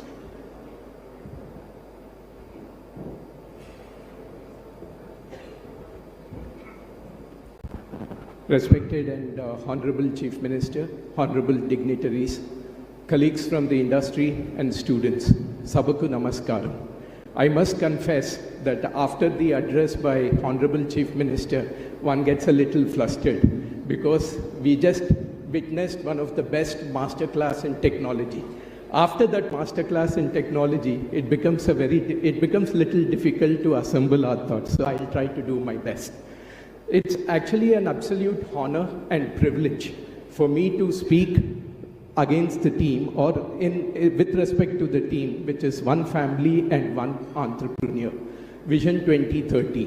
We have heard from Honorable Chief Minister how the global technology companies have benefited from Andhra engineers. With the launch of this program, I am sure that there will not only be Andhra tech engineers in Bay Area, but there will be a lot of unicorns and sunicorns in Andhra Pradesh, and it is bound to happen. This particular program looks at about outlay of 30 lakh crore investment and looking at an FDI of about USD $10 billion. I wanted to say two things. One, with this program, we will see that there won't be a difference between a Bay Area entrepreneur and an entrepreneur from this region. We are already seeing in India, when you come across an Indian entrepreneur, especially the tech entrepreneur, and you talk to a Bay Area entrepreneur, there is no difference in capability. Of course, many of them are Telugus, so that will also contribute to the familiarity and similarity. But going forward, with the advent of this program, I think many such entrepreneurs will come from this particular region. And from a PwC perspective, we are willing to contribute. Sir had said that most of the programs are pro bono. So from PwC, we are willing to contribute because we are people who care. And for me, the contribution comes from a son-in-law of the soil attitude because my in-laws are from this particular region. So it's only important that I stay invested here. A lot of people have asked in terms of what deep tech does. Deep tech actually comes into a play when you're looking at solving some deep problems that are entrenched in the society today. I'm going to pick up 3 such particular problems and explain to you how deep tech contributes. The first one, in the area of healthcare, it's only opportunistic that I pick up the healthcare one after the session by the prominent doctors from AIG. Today in healthcare, you can use light to diagnose a number of diseases. For instance, for a long time, diabetics have suffered through invasive treatment. That means they have to put syringes and diagnose in terms of what is the magnitude of sugar that they carry in their bloodstream. But today, using photoluminescence, you are able to diagnose the level of diabetes that is there. That is deep tech. And in this country, we have seen a lot of things happening in the financial services space. But there are 2 things which again remain unaddressed. The first one is in the area of direct benefit transfer, DBT, where we know by virtue of DBT, the money is going into the farmer's account directly. But it is only 80% of the problem that has been addressed. What is the 20% of the problem? How do you ensure that those farmers do not misutilize the benefits for spends other than farm equipment, for anything other than farm improvement? So there comes a deep tech concept using blockchain, which is called a central bank digital currency. And using central bank digital currency, you can bring in programmability of rupee. The rupee will be programmed in such a sense that if it goes to a grocery shop, it will be auto-declined. If it goes to a liquor shop, it will be auto-declined, and it will be accepted only in the areas which are contributing to that particular farmer's benefit with regards to his or her farm. The second one, Interestingly, it is called as deep tier discounting. Many of us know in the trade finance area, the suppliers take their invoices and get them discounted with the banks. So let me give you an example. Here is an example of a computer supplier. The computer supplier has supplied equipment to an enterprise, and the supplier is getting the invoice discounted. Now, that particular computer supplier is taking parts, for example, mouse from a SMB supplier, from a small and medium enterprise customer. Now, that particular person, unfortunately, do not have access to the trade finance discount. That is going to change by bringing in what we call as deep tier discounting, again using the transformative potential of blockchain, where the entire chain of suppliers are going to come on the network along with the banker. So the person in the downstream at the last mile who has supplied the mouse will also get his invoice discounted. What is it going to do? That particular person who is has henceforth been utilizing finance at 18% interest rate now will get an access to a 9% interest rate from the banks. So this is how the deep tech is going to contribute. And these are not only in the areas of finance and healthcare, as Honorable Chief Minister had said. It is there in supply chain, it is there in InsurTech, it is there in GovTech, RegTech, AgTech. Any technology that you take, there's an opportunity for improvement. I had a good fortune of working with NEOM, the people who are building the futuristic society in Saudi Arabia. When I was working with them, I was introduced to another concept called cognitive technology. Today, we are talking about WhatsApp governance.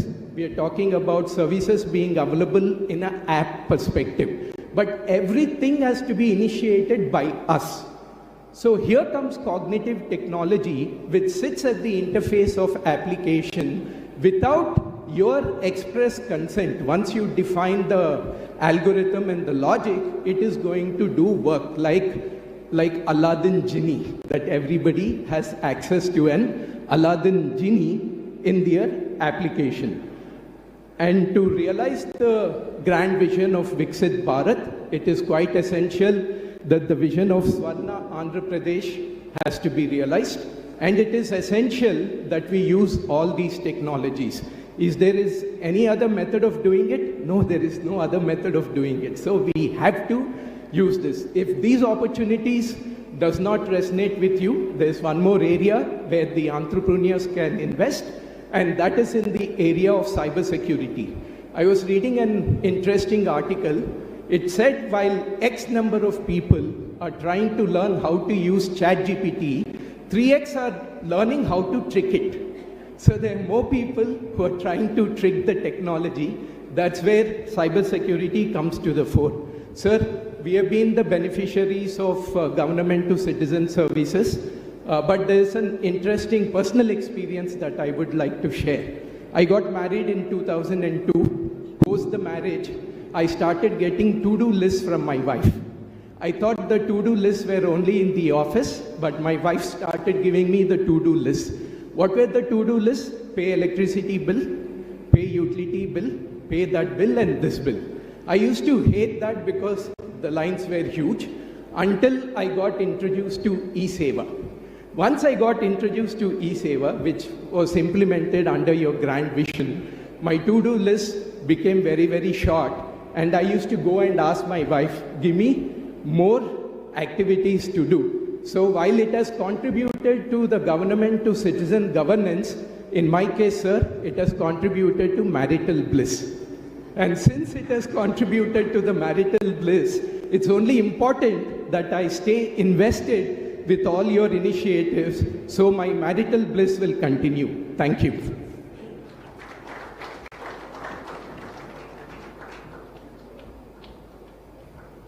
Thank you very much, Rajesh. Now we move on to the Deep Tech panel discussion. Before I invite the panelists, I have a couple of announcements. One, realizing the time constraints, I request the moderators and speakers, panelists to cut down their time as per the available this thing, not sticking to the original schedule. Second thing is for the audience, you also have to sacrifice a couple of things.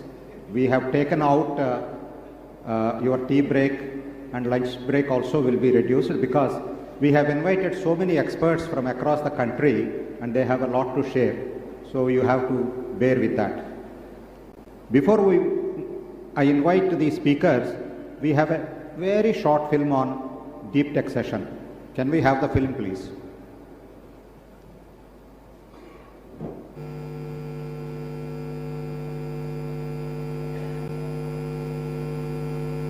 Reality, paving.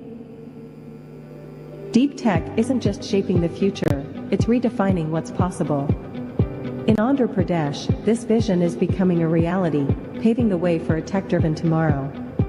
Success speaks for itself. In Andhra Pradesh, IoT-enabled smart farms have increased yields by 15% while cutting water usage by 18%. Mobile health clinics powered by AI diagnostics have reduced patient travel times by 20%, delivering care to over 100,000 underserved citizens. And MSME digital transformation programs have boosted revenues by 40% for participating businesses. With a bold vision to become India's deep tech capital by 2047, Andhra Pradesh is harnessing AI, IoT, and blockchain to transform industries and bridge gaps. By 2030, the state aims to create one entrepreneur per family and empower MSMEs with blockchain-enabled loans and AI tools, driving 2 million new jobs.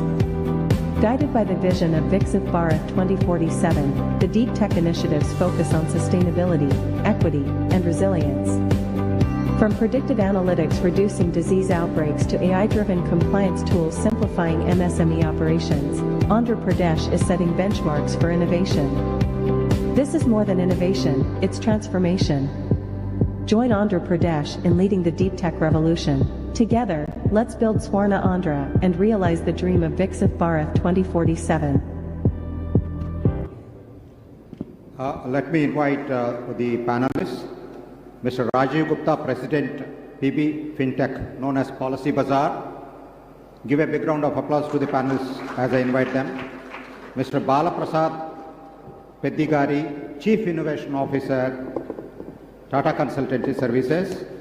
Mr. Varun Muniyal, Senior Solution Architect, Strategic Government, NVIDIA.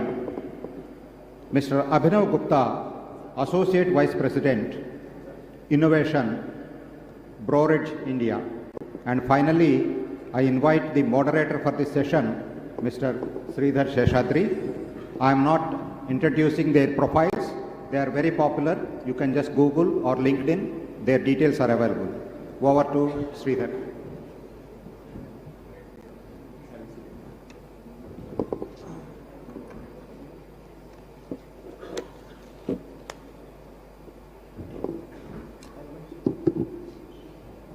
Excuse us for 2 minutes.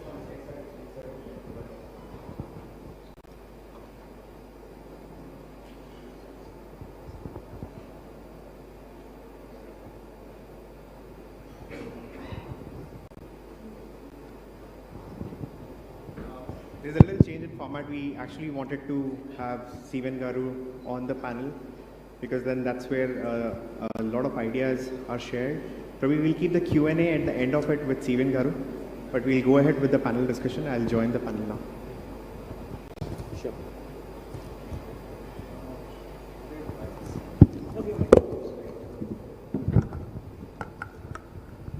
So there's already a lot of discussion about deep tech. And with my background in artificial intelligence, machine learning, I got my exposure at Facebook when Facebook was setting up their first office in Hyderabad. I was the first hire for the platform team. And I got to work with some of the Stanford grads who came down for Rohan Murthy's wedding.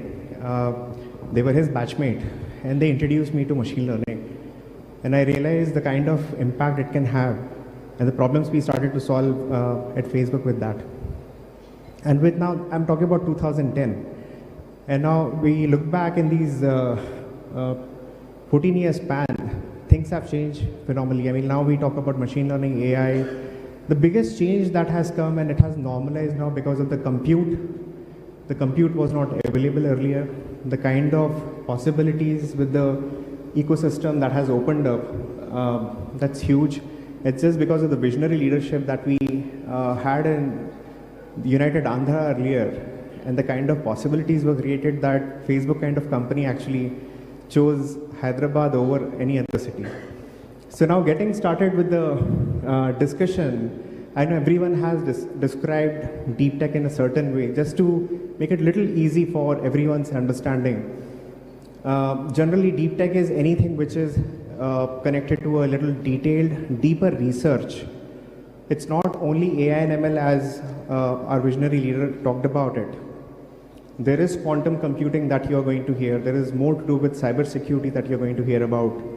There is dimension of IoT. So while you do deeper research into anything and solve real problems, that is actually deep tech. And that's where now AI, ML is going to thrive. And that's one of the most demand technology. So starting with you, Mr. Rajiv, I know that if I have to draw a parallel from the days when people have to go into the queues, buy an insurance policy, and worry about whether the agent is recommending something right or not, the days when internet was coming, to today, it's a kind of similar scenario when a disruption was done by Policy Bazaar and the aggregation system was brought online. And today, now we have a similar scenario where there is AI coming out.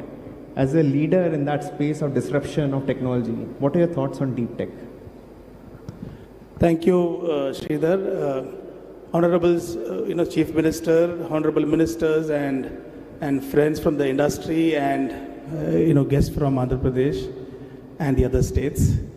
I represent PB Fintech Limited that runs Policy Bazaar and Paisa Bazaar.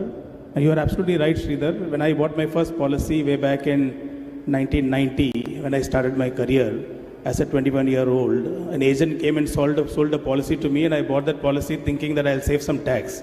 I had no idea why we buy insurance, and I got that policy after 3 months, And the way insurance has been defined today in the country, Policy Bazaar started in 2008 with a simple comparison of different insurance plans available in the country for people to check before they decide to buy a policy, and that was done through technology. So we run a digital platform for selling insurance policies.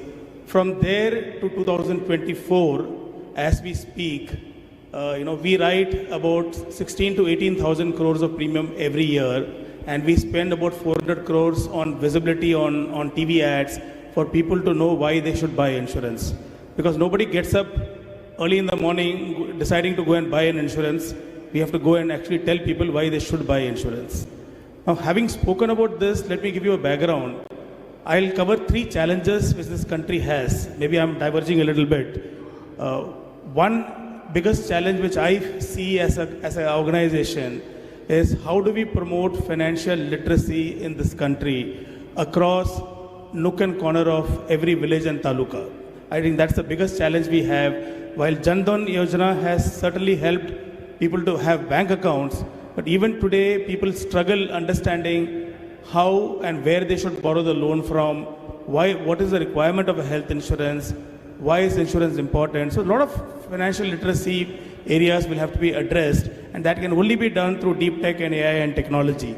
I can tell you one small example, paucity of time here, but we have set up, human representatives in about 98% of India's PIN codes who use technology platforms like what we provide to deliver knowledge in the local lingual. So where people sit in the talukas and villages, advising and teaching people on how you should